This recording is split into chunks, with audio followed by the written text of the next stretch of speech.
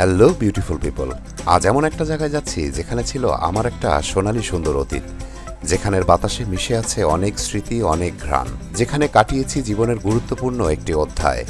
সেই 15 বছর আগে ছেড়েছিলাম এই জায়গাটা, আজ আবার 15 বছর পর যাচ্ছি সেখানে, যেখান থেকে আমি আমার শিক্ষা জীবন শেষ করেছিলাম।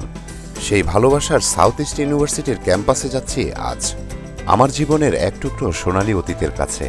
এখানের বাতাসে এখনও মিশে আছে অনেক স্মৃতির ঘ্রাণ। এই দেয়াল, এই করিডোর, এই পথ সব কিছুর সাথে জড়িয়ে আছে আমার জীবনের খুব গুরুত্বপূর্ণ একটি অধ্যায়। গেট পেরিয়ে ভিতরে ঢুকতেই কেমন যেন বুকটার ভিতরে হালকা কেঁপে উঠল। ক্যাম্পাস অনেক বদলে গিয়েছে, আগের চেয়ে অনেক আধুনিক এবং সুন্দর হয়েছে জায়গাটা। জায়গাটা পুরনো, কিন্তু মুখগুলো সব নতুন। তবুও কিছু পুরনো মুখ এখনও রয়ে গেছে, যাদের সাথে আছে আমার এক টুকরো অদৃশ্য আত্মার টান। স্টুডেন্টদের কলরবে পুরো ক্যাম্পাস মুখরিত। স্টুডেন্টদের ভিড় ঠেলে আস্তে আস্তে চলে আসলাম লিফটের সামনে। লিফটের সামনে এসে দেখা হয়ে গেল সেই পুরনো মামার সাথে কুশল বিনিময় করে সোজা চলে আসলাম লিফটের 8 তলায়, আমার সেই চিরচেনা ল ডিপার্টমেন্টে। সেই মুহূর্তটা অনুভূতির ভাষায় বোঝানো সত্যিই কঠিন। চারপাশে সবাই নতুন, দু একজন ছাড়া। 8 তলায় এসেই কয়েকটা ডিপার্টমেন্ট চোখে পড়ল, সাথে এখানে দেখতে পেলাম সেন্ট্রাল লাইব্রেরি। এখানে কিছুক্ষণ দাঁড়িয়ে থেকে চারপাশটা দেখে ধীরে ধীরে এগিয়ে গেলাম আমার ল ডিপার্টমেন্টের সামনে। এই সেই চিরচেনা ল ডিপার্টমেন্ট, যেখান থেকে আমি আমার গ্রাজুয়েশন এবং পোস্ট গ্রাজুয়েশন শেষ করেছি সেই 15টি বছর আগে। ডিপার্টমেন্টে ঢুকতেই আমি কিছুটা নস্টালজিক হয়ে গেলাম, মনে পড়ে গেল সেই পুরনো স্মৃতিগুলো। ধীরে ধীরে চেয়ারম্যান স্যারের রুমের সামনে গিয়ে স্যারের অনুমতি নিয়ে ভিতরে ঢুকলাম। আর ভেতরে ঢুকতেই স্যার আমাকে দেখে একেবারেই আমার নাম ধরে ডাক দিলেন।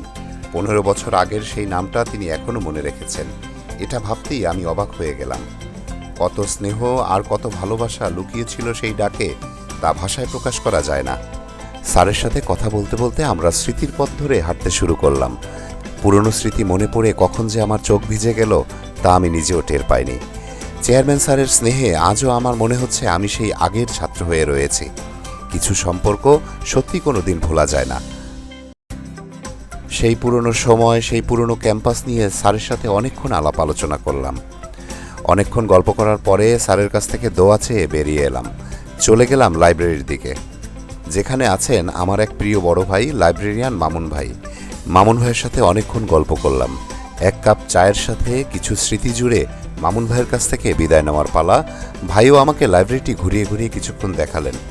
এরপর মামুন ভাইয়ের কাছ থেকে বিদায় নিয়ে চলে যাচ্ছি অ্যাডমিশন অফিসের দিকে, কারণ ওখানে আমার কিছু কাজ ছিল। অ্যাডমিশন অফিস থেকে কাজ শেষ করে করিডোর ধরে হাঁটতে হাঁটতে চারপাশে তাকালাম বেরিয়ে যাওয়ার আগে।